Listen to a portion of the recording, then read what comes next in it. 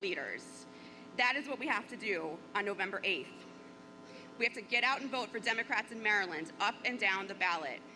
That's how we're going to continue to make people's lives better.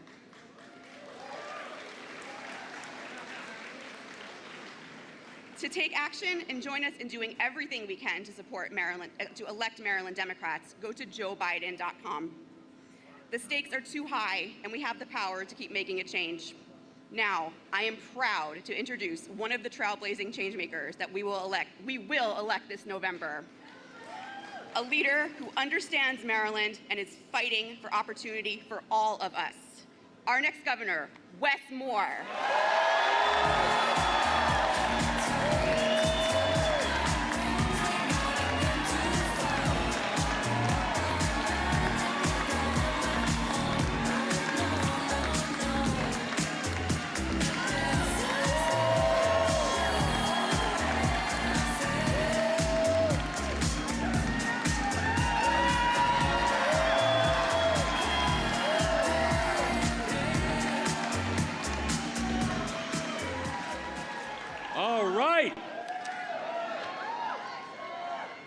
What's going on, Montgomery County?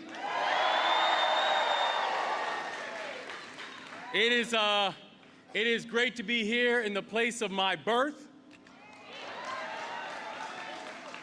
It is great to be here in one of Maryland's true treasures. It is great to see you. And it is great to be here in the hometown of your next Lieutenant Governor, the remarkable Aruna Miller.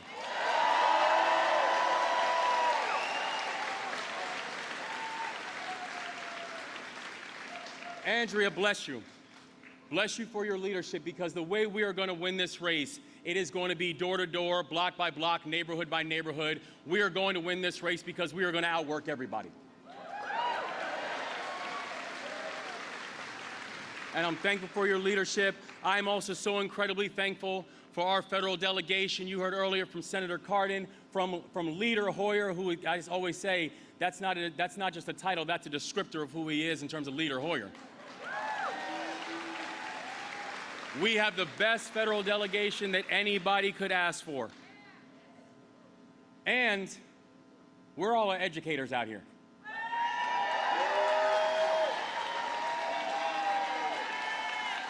I am so grateful to be out here with so many educators. We thank President Biden, and also we thank President Biden, but also, let's not forget, we thank our remarkable First Lady, Dr. Joe Biden, as well.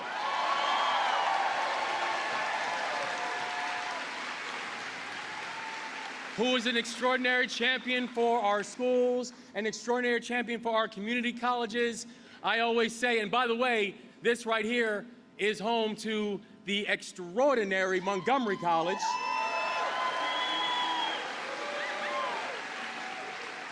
And I always say I'm proud of the fact that I'm the only candidate in this race with an associate's degree.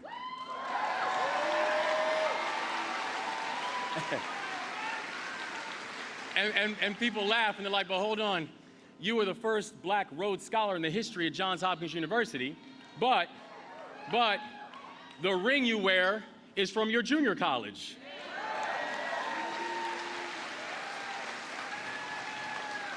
And I tell people that's right, because it's my foundation.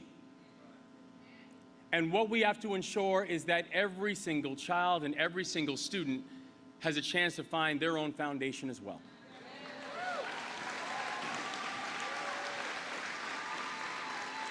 You know, my family likes to say we come from a long line of preachers and teachers.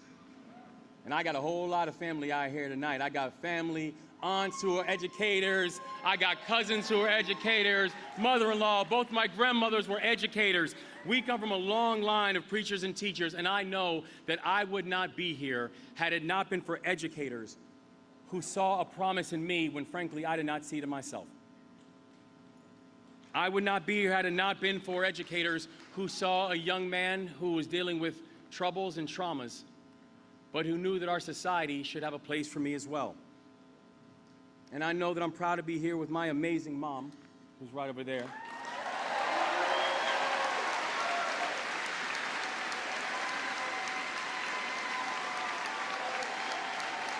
Stand up, Ma, stand up. Stand up so they can see you.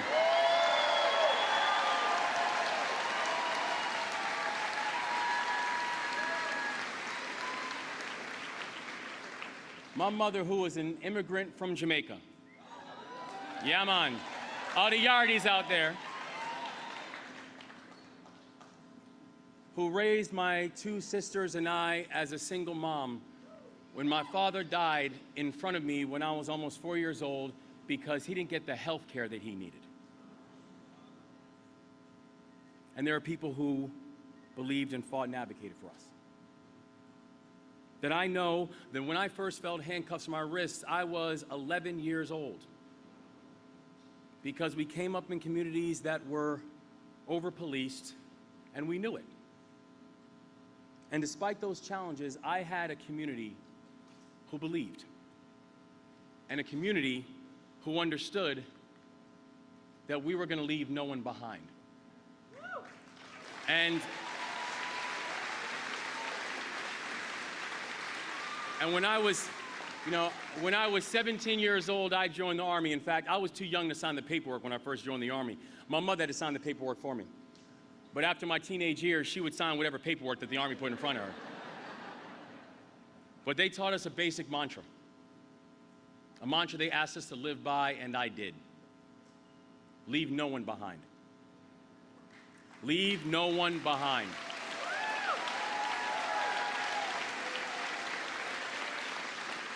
And I want to be clear, that is not just a mantra, that is a value statement. And let's also be clear, come January, that will be the new mission of the state of Maryland. We will be a state that leaves no one behind.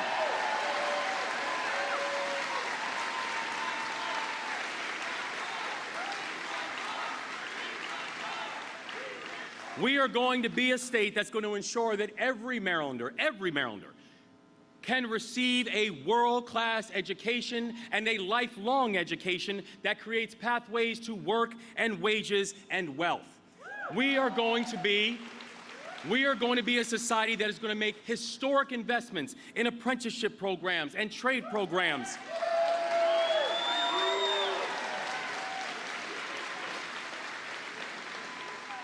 We are going to be a state that is going to make pre-K free for every child in need.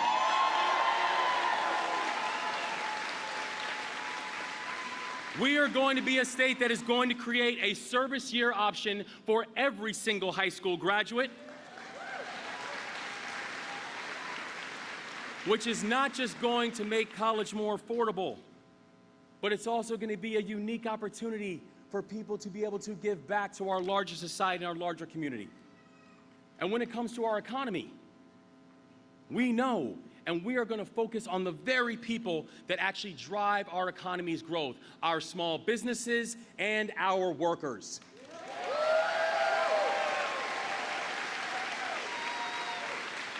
So,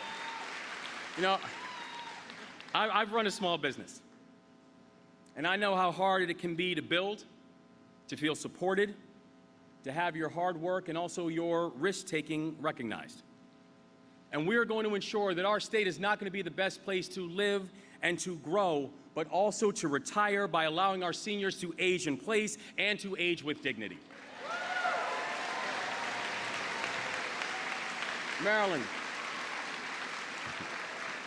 Maryland, listen, this is our time.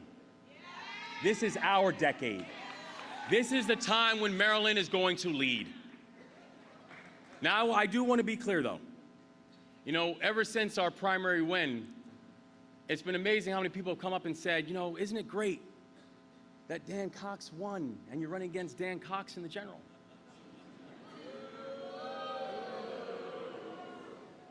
My answer is clear and it is consistent. Do not underestimate what we're against. Do not underestimate what we are up against. It is not great that come November, we are running against an election denier. For me, patriotism meant leaving my family and putting on our nation's uniform and serving with the 82nd Airborne Division in Afghanistan.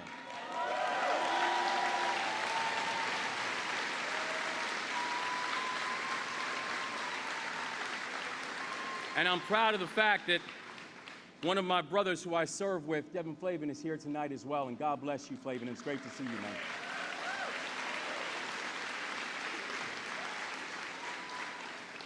But let's be clear, for our opponent, patriotism for him means organizing buses to join him on January 6th.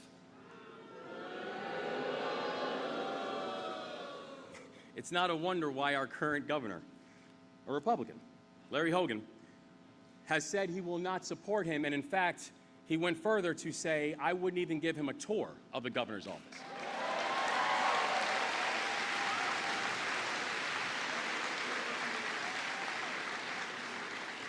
But Dan Cox is not an opponent.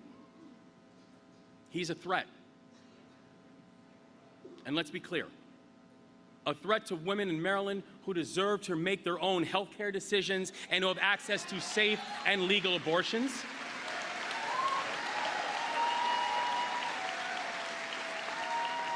A threat to our responsibility that every child in the state of Maryland has access to a world-class public school.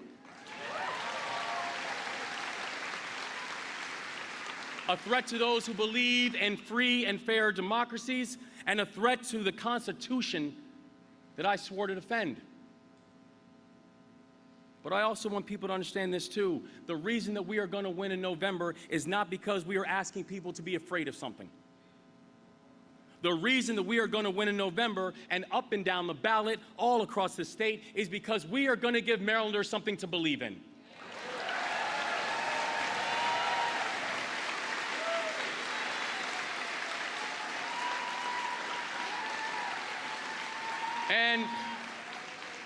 And I'm not just talking about Democratic Marylanders.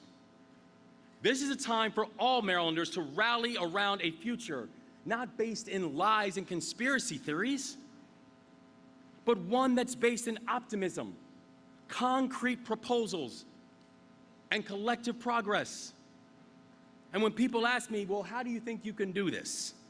How do you think in this kind of climate that you can actually bring people together? My answer is this. It's how I've always led. It's how I've always led. And my answer is this. You know, I tell people, when I was leading soldiers in combat in Afghanistan, you know a question I never once asked my soldiers? What's your political party? It didn't matter. We had one job, one goal. My mission, my objective, was to rally our entire unit around a singular goal and to accomplish it collectively. It didn't matter. And I know right now people are tired of being at each other's throats, especially because we don't have to be. That we can actually believe and dream together and accomplish big things together. And that's why today I'm asking all Marylanders to remember that our best days are actually ahead of us, and that we together can build a state where those who came before us, that they hope for, and those that will come after us, that they deserve.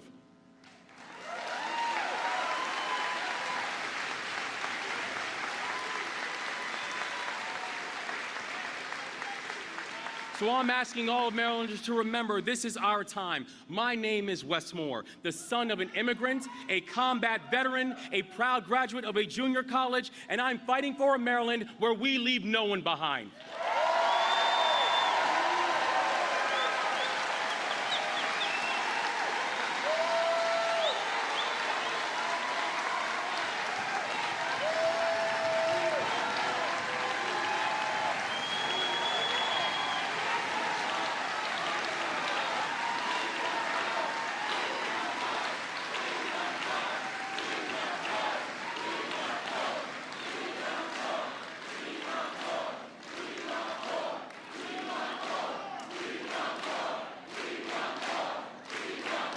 And, I can't wait till January, y'all. I can't wait till January. And I am so thrilled and excited that I am also about to introduce a person who knows a thing or two about lifting people up when times are tough. Because that's who Joe Biden is.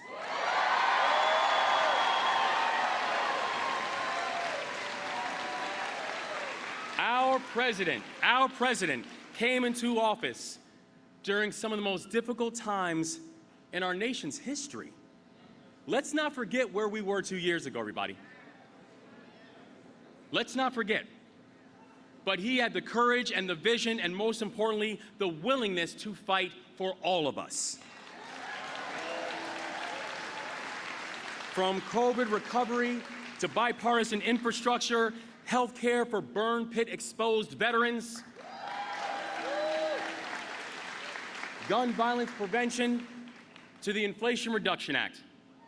And by the way, that's in less than 2 years.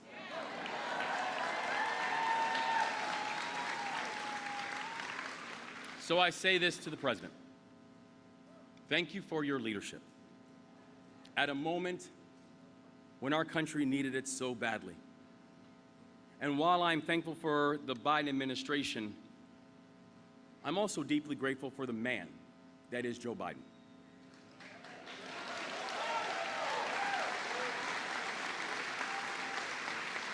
He is a public servant by every definition of the word, and someone who exudes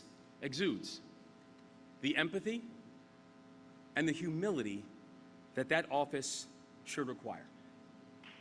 So while I'm thankful for what this administration has meant to Marylanders, and I am very eager to work in partnership with this administration to continue to deliver for Maryland and Maryland's families, I'm also incredibly grateful for what his example has meant to our nation. So with that,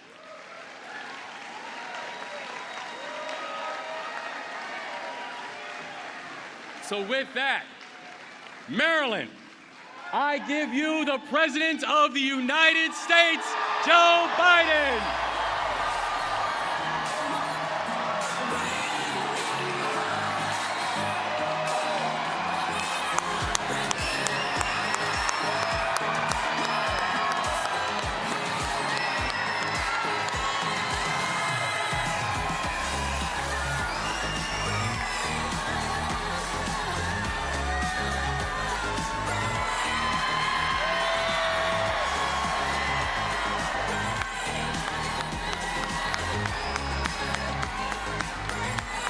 Hello, Maryland.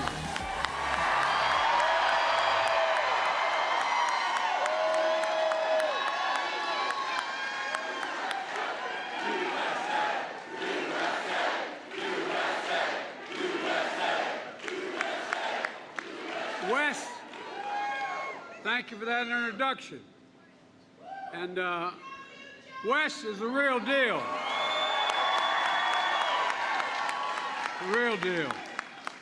Folks, he's a combat veteran. Only drawback is he's a Rhodes Scholar. Former CEO of one of the biggest anti-poverty organizations in America. And if we all do our part, the next governor of Maryland.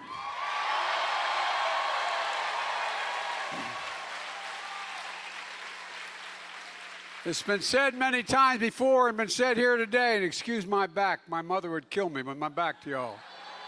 Excuse my back. The fact of the matter is, you have literally two of the best senators in the United States Senate, Ben Cardin and Chris Van Hollen. As a matter of fact, were it not Chris being my debate partner, getting me prepared in the general election for president, I wouldn't be standing here. So if you don't like me, blame Chris.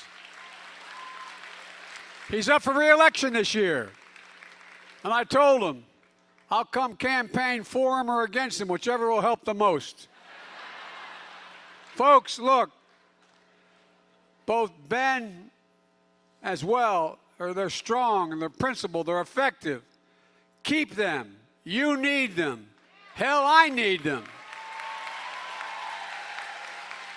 You've got a great congressional delegation, including Steny Hoyer, who's been a friend for a long time. And how about that Jaime Raskin? Hadn't he stepped up? The man has stepped up. He's done an incredible job. I like it. He's done an incredible job coming out of a tragic circumstance with his family. You know, you got to keep them. You need them. And I said, heck, I need them. Folks, We're just 76 days away from the midterm election. 76 days. And to state the obvious, there's a lot at stake. So I want to be crystal clear about what's on the ballot this year. Your right to choose is on the ballot this year. The Social Security you paid for from the time you had a job is on the ballot. The safety of your kids from gun violence is on the ballot. And it's not hyperbole. The very survival of our planet is on the ballot. Your right to vote is on the ballot. Even the democracy. Are you ready to fight for these things now? Well, then you need to do one thing. Vote. Vote. You got it. In 2020, you and 81 million Americans voted to save our democracy.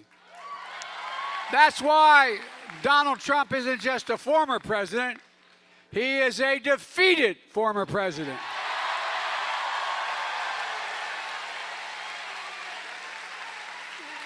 And it's not hyperbole. Now you need to vote to literally save democracy again.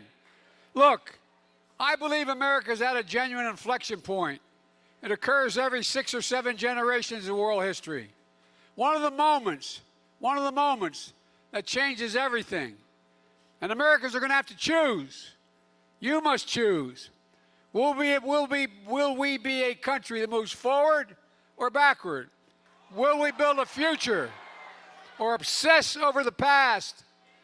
Will we be a nation of unity, of hope, of optimism? Not a nation of anger, violence, hatred, and division. Trump and the extreme MAGA Republicans have made their choice to go backwards, full of anger, violence, hate, and division. But we've chosen a different path. Forward, the future, unity, hope, and optimism. I mean this sincerely. We choose to build a better America. This fall, there will be a choice between these two visions. And we must take our case to the American people and be crystal clear about it. There's no question it's been a hard few years. When I came to office, we were facing a once-in-a-century pandemic. A million people died. 1 million people. And over 9 million people get up in the morning and sit at that breakfast table or the dinner table with an empty chair because of that. Historic joblessness. Businesses struggling to stay open. So much lost learning for our kids in school. But we've come a long way. In 18 months, COVID no longer controls our lives. A record number of Americans are working, 10 million since I came to office. Businesses are growing. Our schools are open. And folks, it just didn't happen. It took a lot of hard work. It took a plan that we stuck to, even in the face of unrelenting attacks from the most powerful special interests in the country. And the whole notion of the burn it all down politics of MAGA Republicans continues to be a drumbeat. But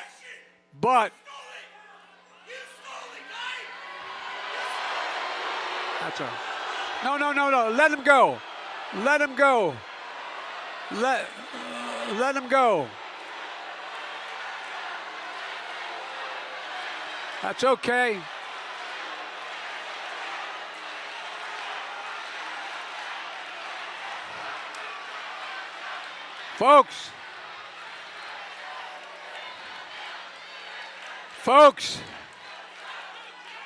Folks, ignorance knows no boundaries. But we never gave up. We never gave in. And we're delivering for the American people now. And now, even our critics have been forced to acknowledge real progress. A record of big accomplishments.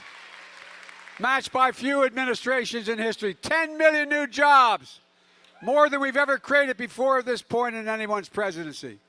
3.5% unemployment rate, near a record low in the history of this country. A 15% drop in child poverty compared to 2 years ago. And more than 220 million Americans vaccinated. Record small business creation. A big reason for all this is the American Rescue Plan that I signed into law shortly after I took office with the help of your members of Congress. That plan took America from economic crisis to economic recovery. And not a single Republican, not one single one, voted for it. Not one. Not a single Republican. We also passed the once-in-a-generation investments in our nation's roads, highways, bridges, railroads, ports, airports, clean water systems, high-speed rail, internet. The biggest investment in America since President Eisenhower's Interstate Highway Act.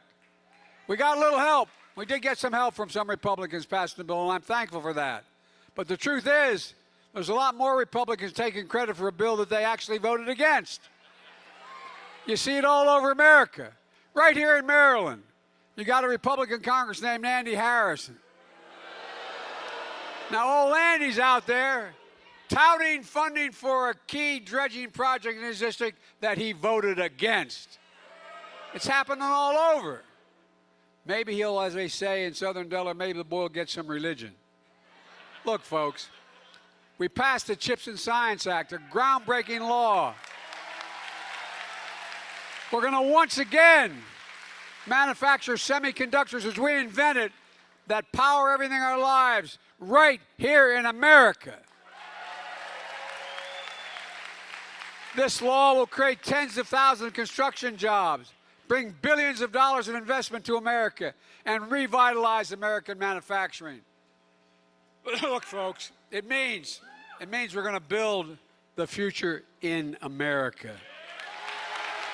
With American workers, in American factories, producing American-made products.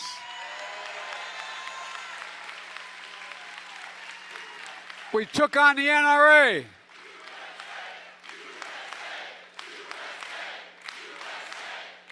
We took on the NRA, and we beat them. We just passed the first significant gun safety legislation in 30 years in this country. And I promise you, we're not stopping here. I'm determined to ban assault weapons in this country.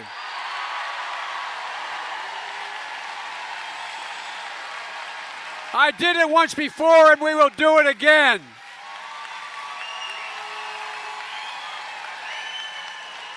We're going to do it for those families in Buffalo, Uvalde, Newtown, El Paso, Parkland, Charleston, Las Vegas, Orlando. I've been to almost every one of those places to meet with those parents. We all got to do it. We're going to do it for all our kids. Gunned down on our streets every single day, every day that never make the national news. Folks, we're going to do it for your kids who are learning how to read and write in school instead of learning how to duck and cover.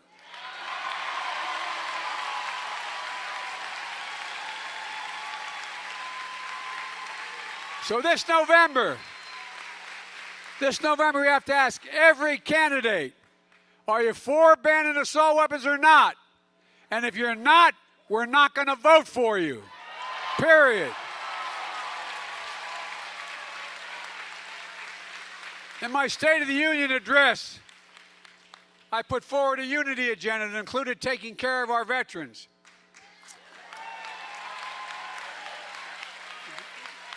Especially our veterans who've been exposed to burn pits like my son, who got the Conspicuous Service Medal, as well as, I don't want to start talking about my son, but he spent a year in Iraq.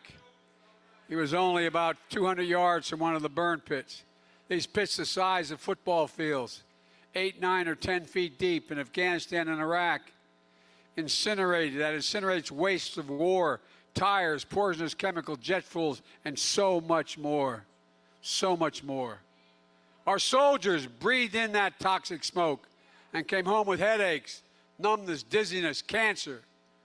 I just signed in the law of the PAC Act to take care of those veterans who were exposed to those burn pits. It's the least we could do for them. I believe a nation has many obligations, but only one truly sacred obligation: to equip the women and men we send to battle and take care of them and their families when they return home. Army Captain Westmore understands that. He saw it like my son saw it. We've done all this, but then our critics say inflation. You mean the global inflation caused by the worldwide pandemic and Putin's war in Ukraine? We're making progress. Since I took office this year, gas prices are down more than $1 this summer, and we're going to keep it going down. I just signed into law the historic Inflation Reduction Act, and it wasn't easy. We had to take on the big drug companies to pass this bill, and we did. For decades, Big Pharma fought to block giving Medicare the power to negotiate lower drug prices. And for decades, Big Pharma won. But not this year. The American people won, and Big Pharma lost. Medicare now has the power to negotiate for lower prescription drug prices. Seniors will see their out-of-pocket costs for drugs limited to no more than $2,000 a year, no matter how many drugs they need take for cancer or other diseases. Limit. If you're on Medicare and have diabetes, your cost of insulin will be capped at $35 a month.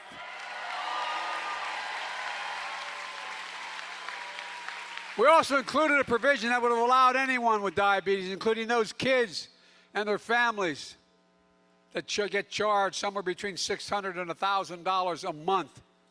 How would you feel like being a parent, looking at your kid and knowing you didn't have the insurance, and knowing if they did not get that insulin, they may die? There's thousands of people in America going through that. And these Republicans ripped that out of the bill, but we're coming back.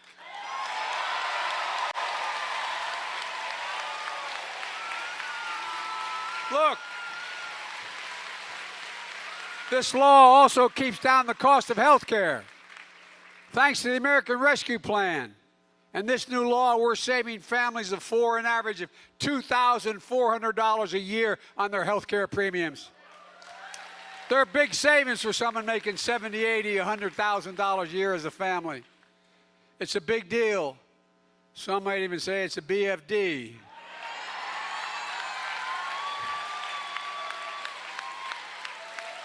We also had to take on the climate deniers. And guess what? We beat them. We beat them.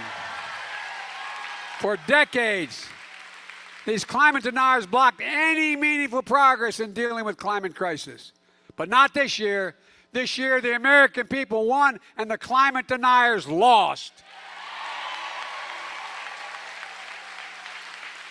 And consequently, we're taking the most aggressive action to confront climate crisis ever. $368 billion. We created more than 1 million jobs. And it will help us triple our solar power, unleash American manufacturing to own the global market in electric cars. That's the future, made in America.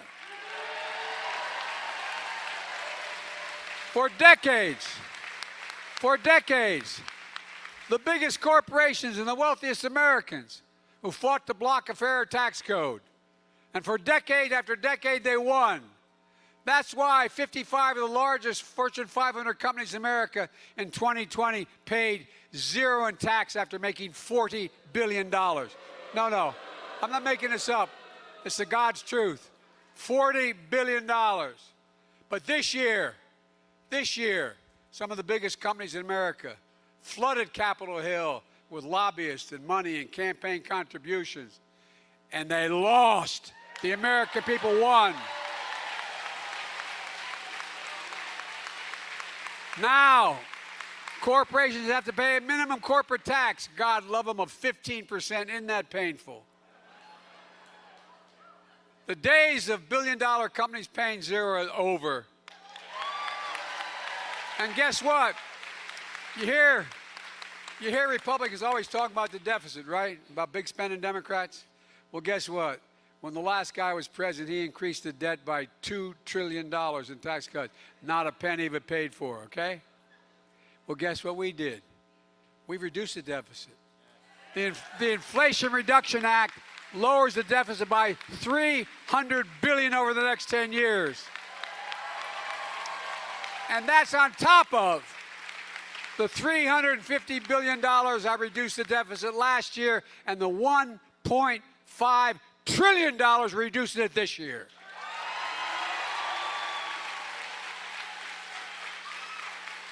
You'd think if the Republicans really cared about reducing inflation, they would have voted for the Inflation Reduction Act. But every single Republican voted against it, even though I know at least a dozen of them thought they should vote for it. But they would be primaried. Every single Republican in the House, every single Republican in the Senate, every single one. Hear this, America.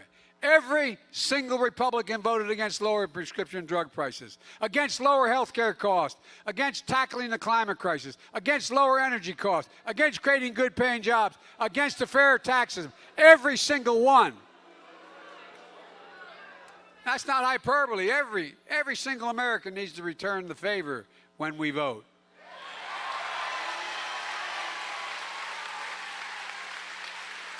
And thanks to our historic deficit reduction, we can afford to cancel $10,000 in student debt and $20,000 if you're on a Pell Grant for tens of millions of Americans making under $125. This is a game changer. Look, every election is a choice. My dad used to have a saying. He said, Joey, don't compare me to the Almighty, compare me to the alternative. Well, the alternative to the Democrats are the MAGA Republicans. West knows all about MAGA Republicans. He's running against one of them. That's why West described him as so far outside the mainstream that it'll be dangerous in the governor's office. Well, you're absolutely right. And your current Republican governor, your Republican governor agrees with that. Just go check out what your Republican governor said about West's opponent. So how extreme are these MAGA Republicans? Just take a look what happened since the Supreme Court overturned Roe v. Wade. In red states after red state, there's a race to pass the most restrictive abortion limitations imaginable, even without exception for rape or incest. But these MAGA Republicans won't stop there. They want a national ban. They want to pass a legislative national ban in the Congress. If the MAGA Republicans win control of the Congress, it won't matter where you live. Women won't have the right to choose anywhere. Anywhere. Let me tell you something.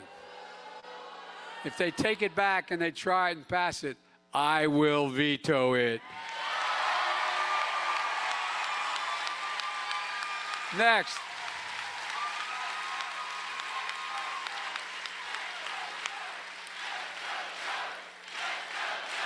We're going to go all right. And by the way, as Clarence Thomas said in the opinion, he said that the right to privacy doesn't exist for the right to use contraception, marriage equality, the whole right to privacy. We can't let that happen. You got it, kid. You can't let that happen. Not today, not tomorrow, not ever. And I don't believe we will. The MAGA Republicans have awakened to the powerful force in America, the women of this nation.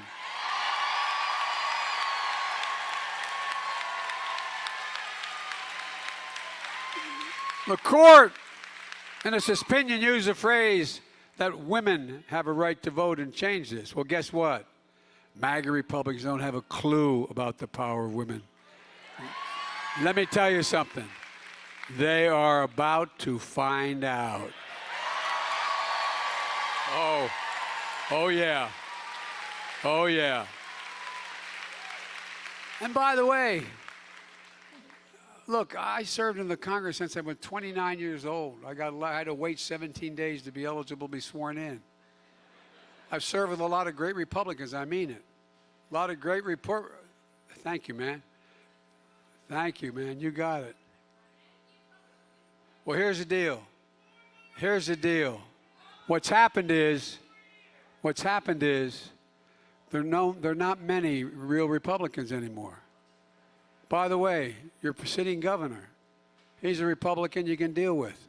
We disagree. No, I'm serious. But at least he's within the mainstream of the Republican Party. I respect conservative Republicans. I don't respect these MAGA Republicans. And folks, everybody thinks I'm exaggerating when I say this, but they're coming after your Social Security as well. And if you think I'm kidding, go read the only election year plan the Republicans have put out. Look up on these. There you go. This is the Republican plan that is about what they want to do with regard to Social Security. Go ahead to the next slide. There you go. Here's what they said. Rick Scott, the Republican chairman of the Re-elect Committee for the Senate, Republican senators, said Social Security and Medicare should be the chopping block. This is what they put out. All federal legislation sunsets every 5 years. If a law is worth keeping, Congress can pass it again. Translated, your Social Security every 5 years will be eliminated unless it's voted back into existence. It's your money. You paid for it. You paid for it. But I'm not joking. Think about this. Think about what they're doing. And it's all there in black and white. He wants to require Congress to vote on the future of Social Security every 5 years. So every 5 years, Congress can vote to change, cut, reduce, or entirely eliminate Social Security. How does that make you feel? Do you want to put your Social Security in the hands of Ted Cruz and Marjorie Taylor Greene? I mean it. But it's not just Social Security. Senator Scott wants everything in the federal budget voted on de novo every 5 years it goes out of existence. That includes Medicare, veterans benefits, and everything else. And then along comes Senator Ron Johnson of Wisconsin. This is what they put this in writing now. This is their plan. He thinks 5 years is too long. I'm not joking. You think I'm making this up? He wants to put Social Security and Medicare on the chopping block every single year. This is the same guy who said, if Republicans get control of the United States Congress, they're coming after the Affordable Care Act again, denying health insurance to anyone with a pre-existing condition. Because if you don't have Affordable Care Act, people with a pre-existing cannot get insurance. Again, just think of it as a parent or a brother or sister looking at a brother, sister, son, daughter, and you can't take care of them because they have a pre-existing condition. These guys never stop. And we're never going to stop either. Look,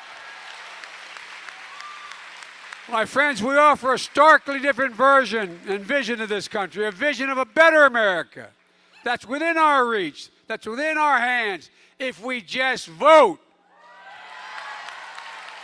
If we elect 2 more senators, we keep the House and Democrats, we're going to get a lot of unfinished business we're going to get done. Folks, look, we'll codify Roe v. Wade. We'll ban assault weapons. We'll protect Social Security and Medicare. We'll pass universal pre-K. We'll restore the child care tax credit. We'll protect voting rights. We'll pass election reform and make sure no one ever has the opportunity to steal an election again.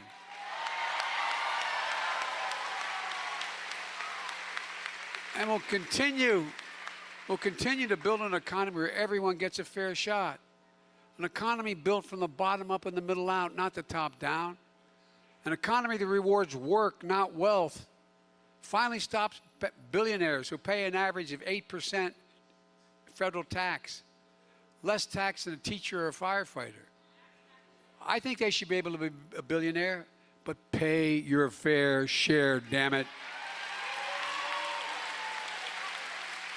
Because we understand something MAGA Republicans don't.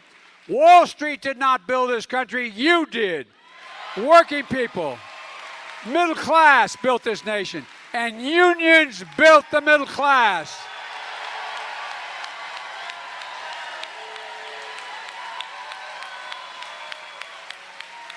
And we're not going to let anyone or anything tear America apart. I'll close with this. We're at a serious moment in our nation's history. The MAGA Republicans don't just threaten our personal rights and economic security. They're a threat to our very democracy. They refuse to accept the will of the people. They embrace political violence.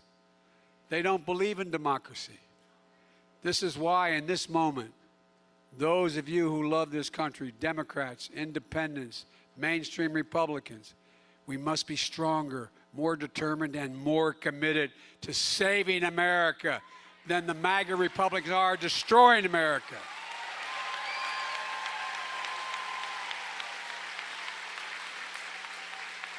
We the people are the first words of our Constitution, and we the people will still determine the destiny of America. If we the people stand together, we will prevail as we the people. We just have to keep the faith. We just have to persevere. We just have to vote. Vote. Folks, we just have to remember who we are. We are the United States of America, and there's nothing beyond our capacity if we do it together. So let's get it done. God bless you all, and may God protect our troops. Thank you, thank you, thank you.